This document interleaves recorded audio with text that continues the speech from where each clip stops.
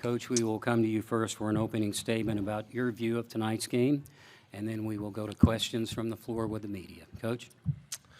Yeah, hell of a football game. Two really good teams battling, and they made two big plays. You know, they hit the screen at the end of the first half and got the sack fumble on fourth down there for a touchdown. But two really good teams, a ton of credit to Ohio State. They're a very good football team, well-coached, hard-fought game. I'm really proud of our players for the resiliency they showed tonight to fight back, to get into the game. To have an opportunity first to go on the one, and we're able to put it in. So as I told them, you know, that today's game is the life of a competitor. You put yourself in this arena, you compete your tail off, but we have nothing to hang our heads about by the way they competed not only tonight but this entire season. Okay, Coach, thank you so much. Let's go to questions for our student athletes for a few minutes. Then we will bring Coach back in. I think the first question that I see here on the front row on the right side, and then we will go back to the left. So here in the front, again for our student athletes. For both Quinn and Jahdae, you guys were one play away from getting to the national title game last year, obviously so close again. How difficult is it to get that close and not be able to finish tonight? Quinn, you want to start? Yeah, I'll start. Yeah, you know, it's tough. I think Coach Sark hit it. You know, it's the life of a competitor, and it sucks being on this side of things for sure. I mean, back-to-back years, pretty much the game decided in one play. And, you know, it's hard. It's hard. You know, all the work that we put in, you know, being in the Final Four back-to-back years and coming up short 2 years, it's tough.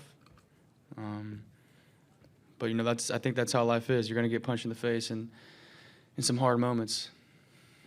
Yeah, I mean, it was a tough situation. You know, I love these guys, and I love Coach Sark. He's changed my life, but he's always told us, you know, adversity will strike. You just have to respond. But we could try to continue to just fight out there, and we came up short. Here on the left side, on the front. For both student athletes, for Jahdae and Quinn, just what you can say about, I know it's tough in this moment, coming off of a loss, but the pride that you have being a Longhorn and just what this season has meant to you, the resiliency that you guys have had going through this season to where you are.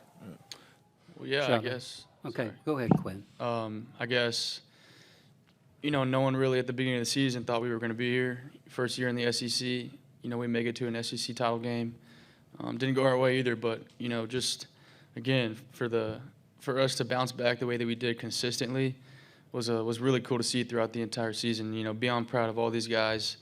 You know, I love every single one of them. The amount of work that we put in the off season, winter conditioning, summer workouts, all that. You know, we grind together, and the love grows together, and it's just been a really cool season, and I'm so proud to be a Longhorn.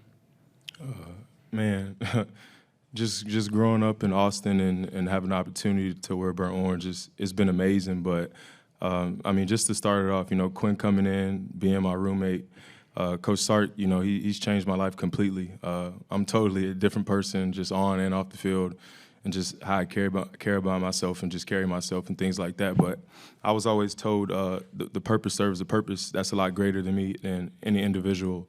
But these two guys, they most definitely just changed my life and everybody else included on the program. Stream right. Quinn, what was your sense of the strip sack? Did you not hear him, feel him? And when you saw that it was Jack who got you, do you have any sort of particular emotion about that, given how close you were to him? Yeah, you know, I felt him. I started drifting away. Thought I was going to be able to get the ball off before he got there. Obviously, you know, it's not like I tried to give them the game, but, you know, I saw Jack running with the ball down the sideline, and, you know, it sucks, man.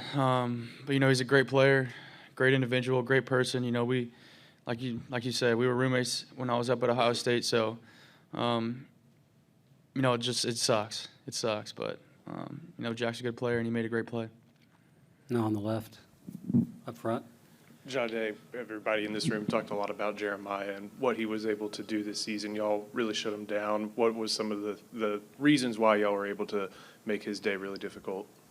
Just hats off to PK and the game plan that we had, and just mastering his PK's game plan. You know, there's a lot of things that we should have done better, obviously, to prevent some points from them scoring. But PK's game plan on that situation on number 4 was amazing. Let's bring Coach back in so everyone on stage is eligible for a question at this point. Next question, I think we have one on the right side. Is that right? No? Okay, might as well go back on the front row over here on the left. Cedric Golden, Austin American-Statesman for Jahdae and Quinn. You guys were 2 central figures in this rebuild from Coach Sark. How do you feel you're leaving the program with the talent that was displayed from guys that we know will be back next year? Yeah, well, I think, again, it's just a testament to Coach Sark and the guys that he brought in and the coaching staff that just completely changed, Texas football. And, growing up as a Longhorn and being able to play for the Longhorns and see us, going to back-to-back, semifinal games has been cool to be a part of. And, I hope we made the fans proud with our performances this year. We came up short, but I think we're definitely headed in the right direction as a program. It's going to be amazing for these guys, and the reason they're going to be amazing because Coach Sark and what he's about. It's nothing about football. It's none of it. It's culture and who you are as a person. I know he tells y'all guys all the time, but as soon as he got here, our GPAs got better. He pushed me to graduate. I know that was hard on him, but just the amazing things that he's done, and it's beyond football. He truly wants everybody to be a better person, and the better the person, the better the ball player. And I know these guys, they're going to come back. Front row. Danny Davis, Austin American-Statesman. Steve, on first and second down, what was kind of the thought process behind Jarek on first down and the toss to Contravian on second? Yeah, really, the first 2 plays, we threw the ball into the end zone. We got back-to-back PIs. And when we got down to the 1, we went to a heavy package, which is Jarek's package. And so we ran it, and we obviously didn't get much movement at all. And we had a plan to try to get the ball on the edge when we got down there. They went to big people. I can't quite tell. It was on the far side of where it got leaky. But that, it's one of those plays. If you block it all right, you get in the end zone, and we didn't, and we lose quite a bit of yardage. And at that point, you're kind of stuck behind the 8 ball because we knew we were in 4-down territory because of the score of the game. And I was okay even if we didn't score. Not that I didn't want to score, but thinking, all right, they're going to have to be backed up, and we'll probably get one more possession with good field position. The last thing you think is that the sack and this is going to bounce right to the guy who's going to run for a touchdown. So it was unfortunate. That was the circumstances because it was a really nice drive by the offense to get all the way down there and first and goal on the 1 and we don't score. You quite frankly probably don't deserve to win that way. Let's move to coaches left on the second row. Sean Judge, CBS Sports. Steve, obviously Quinn hasn't made a decision as yet on his future, but I'm curious, looking back after 3 years of coaching him, what do you take away most from it, and what do you think he's kind of improved on the most? I'm super proud of Quinn, and he's taught me a lot. Probably unknowingly to him, because what he went through every year dealing with injury, what he goes through where I don't know if he'd ever live up to the standards of what everybody thinks he's supposed to be. But at the end of the day, all he did was show up every day and work and be a great leader and be a great teammate. And that's a real credit to him because human nature in this day and age is to look at Twitter, to look at Instagram, to look at social media and articles written in fan boards and whatever else. And you can ride that emotional roller coaster of whatever you think public opinion could be, and that could be the opinion of 1 or 100 or whatever. But this guy never did that. All he did was come to work every day. All he did was be a great teammate. All he did was work on his craft, get himself as healthy as he could when he was injured, and then show up. And when it was time to show up, and maybe outside of the first 2 games, I don't think he played a game this year 100% healthy. And he fought through everything, never complained about it one time. And I think that's why he has so much respect from his teammates. Closing questions now for the Longhorns. We have a question on the right. Anwar Richardson, Orange Bucks coach. You guys tied up at 7-7.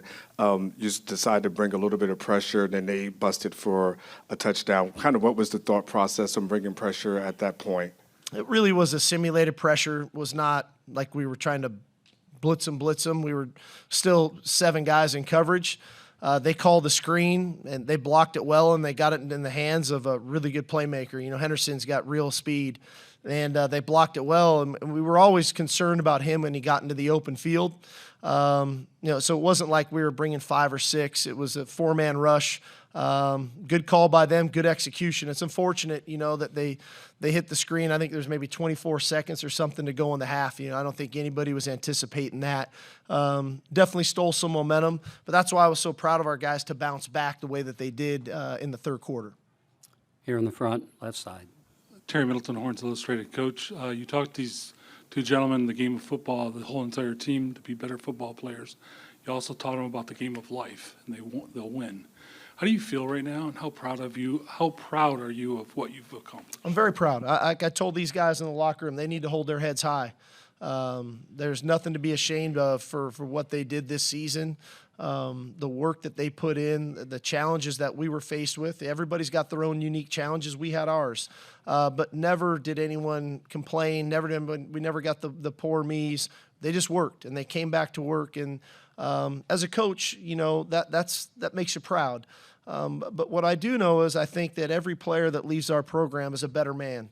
And for these 2 guys right here, from when Jahdae was here when I got here, Quinn coming in and trusting us, that permeates throughout our locker room. When you have trust from your leaders, then you get trust from the other players in that locker room. So we've got a great deal of pride. We got a great deal of pride in this helmet. We got a great deal of pride in being Longhorns and playing the game of football the right way. I think we do that.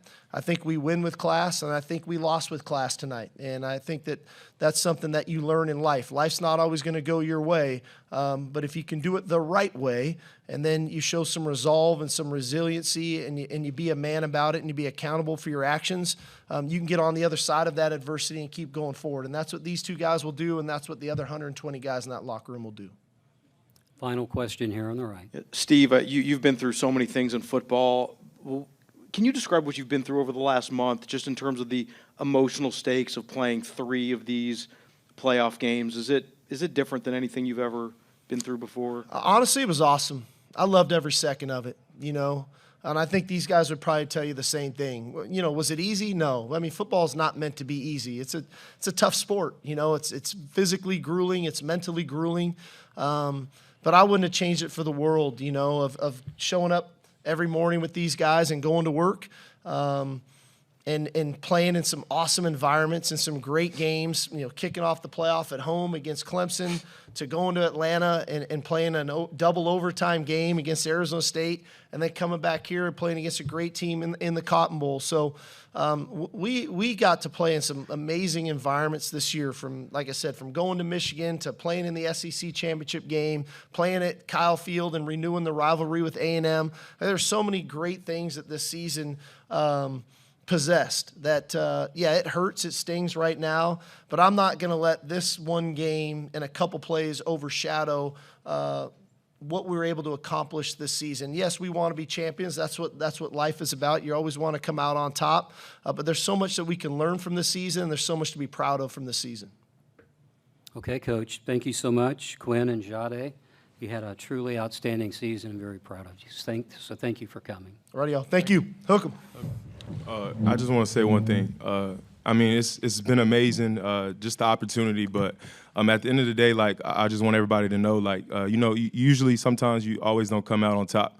But like, we won. We truly know who our leader is, and that's God and Jesus Christ, and ultimately just having the ability to use the gift that He gave us to share it to the world. I mean, it's been amazing, and obviously amazing for me just growing up in Austin and having the opportunity. But everybody's not blessed to do the things we do, to be here. You know, people dealing with fires and chaos in New Orleans. So just to have the opportunity to glorify God on the football field, it's truly been an honor. So I appreciate everybody. Okay, Jahdae, thank you so much.